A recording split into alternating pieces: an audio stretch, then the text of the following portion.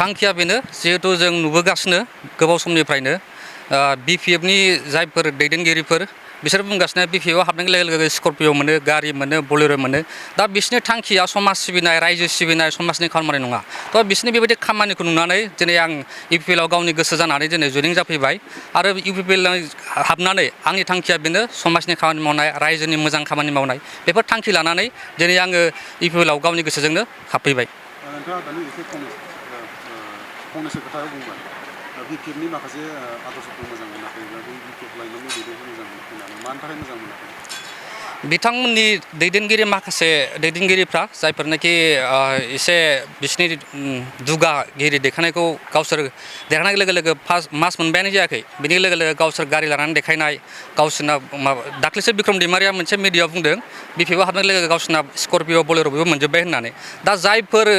दैदेनगिरिफ्रा इउपिपिएलआव गारनानै बिपिएफआव थांदों बिथांमोनाबो गावसोरनि लाबनि थाखायसो गावसोर माबा मोनसे मोनगोन साननानैसो बिसोर थांदों बिसोरो समाजनि बा रायजोनि थाखाय जेबो सानाखै आरो आंनि थांखिया बेनो बेयाव इउपिपिएलआव हाबनाय माने जों समाजनि थाखाय बयबो जयै खामानि मावगोन आरो रायजोनि थाखाय मोजां खामानि मावलांगोन। दाखालि 5 दाननि गेजेराव बिपिएफ बोलोआ लाइमोनफोरा 100 कोटि रां बाहायनानै गावसोरनि न'खरनि मानसिफोरनो होनायखौ जों नुनो मोनो नाथाय माखासेया मोनाखै मा फोरमायगोन आरो माबोरै जाजानो लुबैयो नोंथाङा? बे खेथ्रआथ' सैथो मानो होनोब्लाथाय 100 बे जि रांनि माबा होदों बेयाव गावसिनि सोद्रोमा गावसिनि मेम्बार्स गावसिनि न'खरनि मानसियासो मोनगासिनो दङ जों साधारन बेक्ति हमनानै नायोबा जोंनि गामियावनो जोंनि ओनसोलावनो जायफोरनाखि जेनेरेल भटार्स जायफोरनाखि जेनेरेल पाब्लिक बिथांमोना थाइसेबो मोनाखै आरो बेफोरखौ नायोबा गामि गामियाव गावसिनि मेम्बार्सनि मानसि गावसिनि लाइमोनफोरनि मानसि जायफोर गावसोरजों ओंखारफायो बिसोरल' मोनदों गथा गथा गावसोरनि नाम्बारखौल' बिसोर बासिनानै होदों पाब्लिकनि जेबो मुलाम्फा गैया। लाइमोनखौ माबायदि सांग्रां जानो लुबैयो? लाइमोनखौ आं बेखौनो सांग्रां जानो लुबैयो जाहाथे रावनिबो गोदै रावाव बा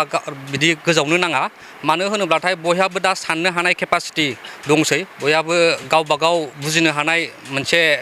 माबा केपासिटि दंसै बेखायनो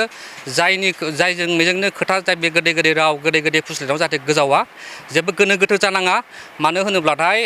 जोंना इउपिपिएल सरकारा गैयाब्लाबो दिनै बे आसाम एमएलए इलेक्सनाव जों बांसिन नाम्बार लानानै देरहानो थांगासिनो दङ आरो बेखौ समजों लोगोसे बोथोरजों लोगोसे नुलांगोन बेनोसै। फैबाय थानाय नैबे दानि भटखौ लानानै नोंथाङा इउपिपिएलआव जयेन जाबाय माबायदि खामानि मावनो गोसो दं? आंनि मेन उद्देश्य इउपिपिएलआव जयेन जानायनि मेन उद्देश्यआनो जादों आं सिगाङाव बुंखाबाय रायजो राजानि मोजां खामानि मावनाय समाज सिबिनाय जाहाथे जोंनि बे थासारिया जिहेतु गुबुंले जालांनो हमबाय इउपिपिएल सरकार थानाय समाव जाहाथे सान्थि सुक्ति खालामनानै लाबोदों जाहाथे माने दस्रा माहारिनि गेजेराव दाङाबाजि सोलियाखैमोन दा बिसोरनि सरकार फैनाय लोगो लोगो सोरबा आदिबासिजों सोरबा बर'जों सोरबा माइन'रिटिजों बिदि दावराव दावसि माने गावजों गाव मोनसा मोनलायनाय बेफोर सोलिगासिनो दङ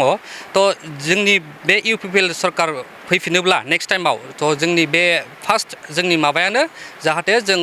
रावजोंबो दावराव दावसि गैयै रावजोंबो बुलाय बुसि गैयै बे बुस्थुखौ जों मेनटेन खालाम